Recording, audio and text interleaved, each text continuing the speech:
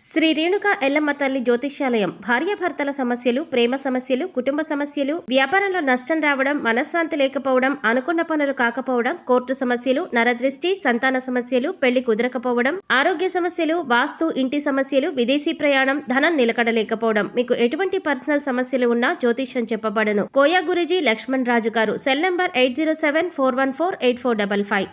ఓం శ్రీమాత్రే నమః. ఛానల్లోకి స్వాగతమండి. ఈ నెల 13వ తారీఖు పౌర్ణమి. ధనుస్సు రాశి వారికి ఈ నెల 13 లోపు జీవితంలో ఎటువంటి ఊహించని మార్పులు జరగబోతున్నాయి? ఈ మార్పు జరగటానికి గల కారణమేమిటి? ఇప్పటి వరకు మీరు పడిన కష్టాలకి ఫుల్ స్టాప్ పెట్టే సమయం వచ్చిందా రాలేదా? మంచి సమయం రాలేదు అంటే ఇంకా ఎంతకాలం వేచి ఉండాలి? అలాగే ఈ సమయంలో మీకు ఎవరితో ఎక్కువగా ఆపద పొంచి ఉంది? అలాగే ఆ వ్యక్తులెవరు, వారినెలా గుర్తించాలి? ఈ సమయంలో జేబులో ఏ 2 వస్తువులు పెట్టుకోవటం వల్ల మీకు అదృష్టం కలిసి వస్తుంది అనే అంశాలతో పాటుగా ఈ సమయంలో మీరు చేసుకోవలసిన దేవతారాధన, అలాగే పాటించవలసిన పరిహారాల గురించి ఈ వీడియోలో మనం వివరంగా తెలుసుకుందాం. కానీ అంతకంటే ముందుగా మీరు కనుక మన ఛానల్ని ఇప్పటివరకు సబ్స్క్రైబ్ చేసుకున్నట్లయితే సబ్స్క్రైబ్ చేసుకొని పక్కనే ఉన్న బెల్ ఐకాన్ నొక్కి ఆల్ సెలెక్ట్ చేసుకుంటే మేము ఇలాంటి వీడియోస్ అప్లోడ్ చేయగానే ముందుగా మీకు నోటిఫికేషన్ వస్తుంది. అలాగే వీడియోని ఎక్కడా కూడా స్కిప్ చేయకుండా చివరి వరకు చూస్తేనే మేమేం చెబుతున్నామో మీకు పూర్తిగా అర్థమవుతుంది. ఇక వివరాల్లోకి వెళ్ళిపోతే, ఈ రాశివారు చాలా ధైర్యవంతులు, సాహసవంతులని చెప్పుకోవచ్చు. ఎన్ని కష్టాలు ఎదురైనప్పటికీ కూడా ఎదుర్కొని సమస్యల్ని పరిష్కరిస్తారు. కష్టాలు భయపెట్టినా వీరిని కిందకు పడదోయలేవు. చక్కటి ఆత్మవిశ్వాసాన్ని, మనోధైర్యాన్ని కలిగి ఉంటారు. దయాగుణం, క్షమాగుణం, దానగుణం కలిగి ఉంటారు. ఎన్నో మంచి గుణాలను కలిగినటువంటి ఈ రాశివారు గత 5 సంవత్సరాలుగా ఎన్నో కష్ట నష్టాలను ఎదుర్కొంటున్నారు.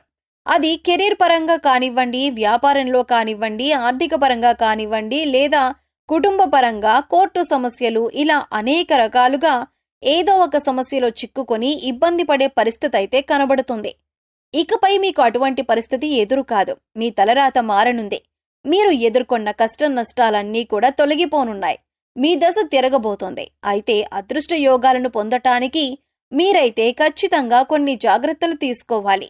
ముఖ్యంగా మీరు ప్రతి అంశంలో నష్టాన్ని చూడటానికి గల కారణం, మీరు ప్రతి ఒక్కరిని నమ్ముతారు. అందరూ మనవాళ్లే అని దగ్గరకు తీస్తారు. కానీ మీరు నమ్మిన వాళ్లే తిరిగి మిమ్మల్ని మోసం చేస్తారు.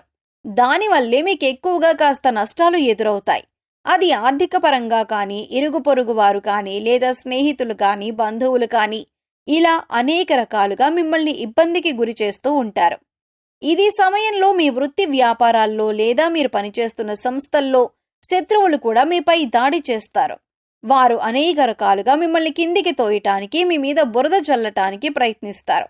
మీ మీద ఉన్నవి లేనివి చెప్పటం, మీరు లేని చోట మీ గురించి తప్పుగా మాట్లాడి దాన్నుంచి మీ ఉన్నతాధికారుల దగ్గర నుంచి లబ్ధిని పొందటానికి ప్రయత్నిస్తారు. అంటే మీ గురించి చెడుగా చెప్పటం వల్ల మీ బాస్ వాళ్లని మెచ్చుకొని, అవును నువ్వు చెప్పిందే కరెక్ట్ అని అనిపించుకోవటానికి అనేక ప్రయత్నాలు చేస్తారు. ఈ విషయం మీకు తెలిసి మీరు మానసికంగా కృంగిపోతారు. ఇక ఇప్పటి నుంచి అటువంటి పరిస్థితులకు ఫుల్ స్టాప్ పెట్టే సమయం వచ్చేసింది. ఇక్కడ మీరు ముఖ్యంగా గుర్తుంచుకోవాల్సింది ఏంటంటే, మీరు ప్రతి ఒక్కరిని గుడ్డిగా నమ్మటం అంత మంచిది కాదు. సమాజంతో పాటు మీరు మారాలనే విషయాన్ని గుర్తుంచుకోవాలి. ఎందుకంటే మీ కెరీర్ని నిలబెట్టుకోవటం కోసం ఎన్నో నిద్రలేని రాత్రులను గడిపారు. ఇలా చేయాలి, అలా చేయాలి అని గొప్పగా ఎన్నో ప్లాన్స్ వేసుకున్నారు. వాటిని నిజం చేసుకోవటానికి మీరు ఎన్నో రకాల ఆలోచనలు చేశారు. ఇక ఇప్పుడు ఆ సమయం వచ్చేసింది. అయితే ఇప్పటిదాకా ఎన్ని ఇబ్బందులు పడినా, ఎంతమంది మిమ్మల్ని వెనక్కి లాగుతున్నా, మీ మీద నిందలు వేస్తున్నా కూడా మీరు వాటిని ఎదుర్కొంటూ నిలబడ్డారు. అంటే మీకు దైవభక్తి అండగా ఉంది. కేవలం మీరు గత జన్మలో చేసిన పాపకర్మల యొక్క ఫలితాన్ని మీరు ఈ సమయంలో అనుభవిస్తున్నారు. కాబట్టి కష్టాల్లో కూరుకుపోయి ఉన్నారు. ఏం చేయాలో తెలియక, అలాగే కష్టాల నుంచి ఎలా బయటపడాలో అర్థం కాక విపరీతమైన ఆలోచన చేస్తున్నారు. అయితే మీకున్నటువంటి ముఖ్యమైన సమస్య అనేది తొలగిపోయే సమయం వచ్చేసింది. అమ్మవారి దయ వల్ల మీకు ఆ సమస్య నుంచి బయటపడటానికి ఒక మార్గం కనిపిస్తుంది. ఇక్కడ ముఖ్యంగా గుర్తుపెట్టుకోవాల్సింది ఏమిటంటే, దైవశక్తి మీతో ఉంది. ఆ శివ కుటుంబం యొక్క ఆశీస్సులు మీ కుటుంబం పైన ఉండటం వల్ల ఇంతకాలం మీరు ఎన్నో కష్టాలను దాటుకుంటూ ఇక్కడి వరకు వచ్చారు. ఇక ఇప్పటిదాకా మీరు ఏదైతే శుభవార్త వినాలని ఎదురు చూస్తున్నారో, అది ఏ అంశంలోనైనా సరే ఆ శుభవార్తను మీరిప్పుడు వినబోతున్నారు. ఇటువంటి సంతోషకరమైన వార్తలు మీ జీవితాన్ని మార్చబోతున్నాయి. మీ జీవితంలో ఆనందం నిండిపోతుంది. ఎప్పటి నుంచో ఎదురు చూస్తున్న మీ కల నెరవేరుతుంది. ముఖ్యంగా మీ ఇరుగు పొరుగు వారు కానీ తెలిసిన వారు కానీ మీ మధ్యనే ఉంటూ మీపై కుట్రలు చేస్తున్నారు. వారెవరో మీరు గమనించి గుర్తించవలసిన అవసరం ఉంది.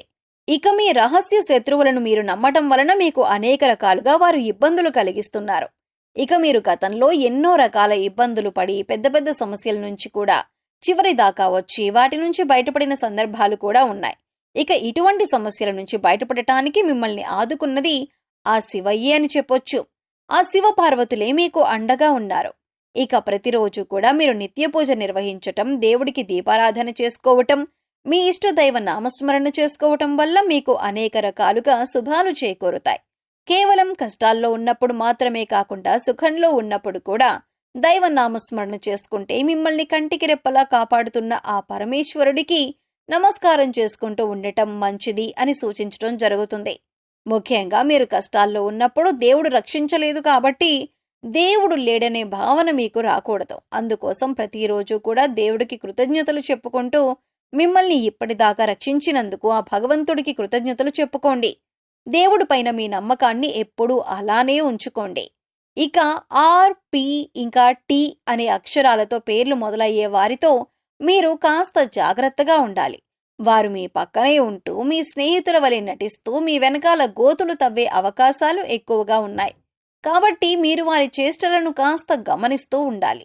ఈ సమయంలో మీరు రహస్య శత్రువుల్ని గుర్తించి గమనించి తగిన జాగ్రత్తలు తీసుకోవాలి. లేదంటే జీవితంలో నష్టపోయే అవకాశాలు ఎక్కువగా ఉంటాయి. ఇక ఈ సమయంలో మీరు చేసుకోవలసిన దేవతారాధన చూసుకున్నట్లయితే ప్రతి సోమవారం శివాలయానికి వెళ్లి అర్చన చేయించుకోండి. అలాగే మాస శివరాత్రి రోజున అభిషేకాన్ని నిర్వహించినట్లయితే శివుని యొక్క పరిపూర్ణమైన ఆశీస్సులు మీపై ఉంటాయి. ఇక ఈ సమయంలో ఈ రాశి వారు పాటించవలసిన పరిహారాలను చూసుకున్నట్లయితే ఆర్థిక పరంగా మీరు పురోగతి సాధించటానికి ఈ 2 వస్తువులు మీరు పర్సులో పెట్టుకోవాల్సి ఉంటుంది. పురుషులైతే మీ షర్ట్ జేబులో కానీ ప్యాంటు జేబులో కానీ పర్సులో కానీ పెట్టుకోండి. స్త్రీలైతే మీ హ్యాండ్ బ్యాగ్లో పెట్టుకోండి. అలాగే ఇంట్లో ఉండి బిజినెస్ చేసేవారు కానీ లేదా గృహిణులు కానీ మీకు గల్లాపెట్టెలో కానీ లేదా మీరు డబ్బులు దాచే ప్రదేశంలో కానీ ఈ వస్తువులు పెట్టుకోవచ్చు. ఆదివారం రోజున ఈ పరిహారం చేస్తే మంచి ఫలితాలు వస్తాయి. గురువారం రోజున దేవుడి వద్ద దీపారాధన చేసి 2 లవంగాలను అలాగే 2 యాలకులను లక్ష్మీదేవి ఫోటో దగ్గర పెట్టి వాటిని మీ పర్స్లో కానీ జేబులో కానీ డబ్బులు దాచే ప్రదేశాల్లో కానీ ఉంచటం వల్ల మీకు ధనం ఆకర్షింపబడుతుంది.